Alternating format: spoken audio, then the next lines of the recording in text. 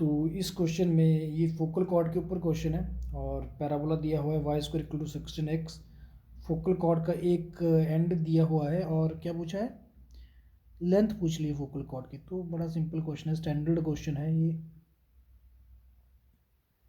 इस तरह का कंसेप्ट नॉर्मली पढ़ाया जाता है हर क्लास में, हर कोचिंग क्लास में। तो ये पैराबोला है आपका Y square equal to 16x और इसका एक एंड है 1,4 के ऊपर।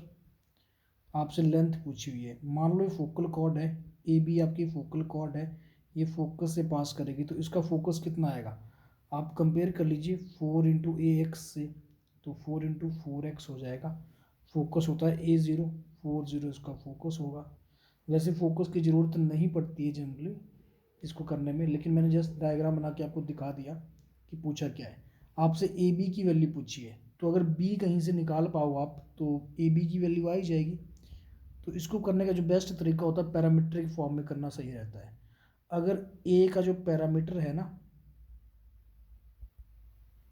मान लो T1 है अगर, एंड बी का जो पैरामीटर है वो T2 है, तो फोकल कॉर्ड की प्रॉपर्टी यूज़ कर सकते हैं। इसकी प्रॉपर्टी होती थी एक कि T1 T2 की वैल्यू आनी चाहिए -1।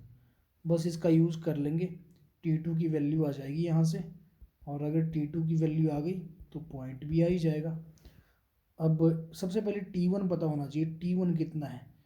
तो ये जो पैराबोला होता है y square equal to 4ax, y square equal to 4ax की बात हो रही है, तो उसके लिए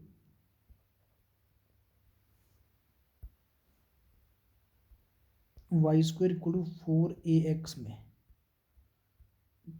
पैरामेट्रिकली पॉइंट्स कैसे लिखे जाते थे, ए टी स्क्वायर 2at से लिखा जाता था ना किसी भी पॉइंट को। तो ए का पैरामीटर T1 है ना, तो इसके लिए T1 की वैल्यू कैसे आएगी, a T1 square equal to 1 and 2a T1 it is 4। A की वैल्यू पुट करो, ए की वैल्यू आई थिंक 4 थी इस क्वेश्चन में, yes a is 4। So 4T1 square equal to 1 and T1 की वैल्यू आ गई 1/2। क्योंकि अगर आप सेकंड इक्वेशन को भी यूज़ करके देखेंगे ना, तो वहाँ से भी यही आएगा 1/2। वैसे फर्स्ट इक्वेशन से प्लस माइनस 1/2 आ रहा था, लेकिन दोनों को सेटिस्फाई करना है ना, तो ये 1/2 आ गया।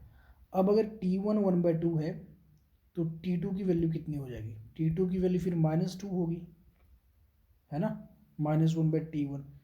तो जो फिर पॉइंट बी आएगा उसके कोऑर्डिनेट कितने आएंगे, a T2 square 2a T2।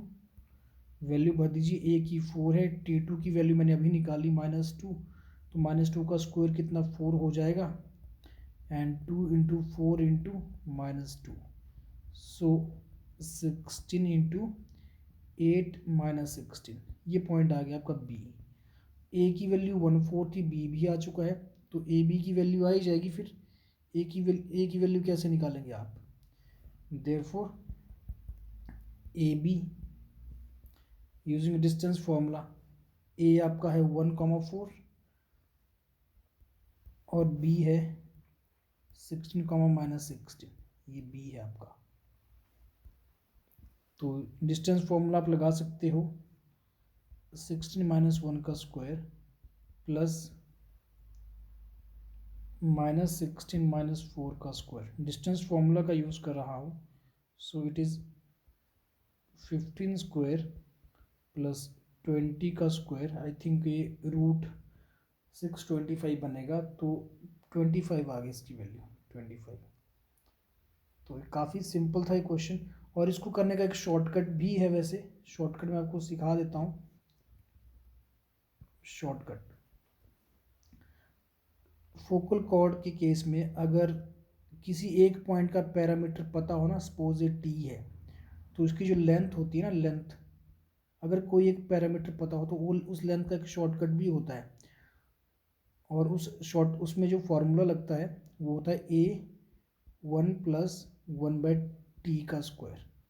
आप इस फॉर्मूले का भी यूज़ कर सकते थे, क्योंकि टी टी मेरे पास है, एक टी तो है जो मैंने निकाला T1, एक T1 है ना, तो इसका यूज़ करके, इस T1 का यूज़ करके हम डायरेक्टली यहीं से क्वेश्चन कर सकते थे अगर आपको ये फॉर्मूला याद हो। तो ए की वैल्यू है 4, 1 प्लस, अब इसकी इसकी वैल्यू कितनी है,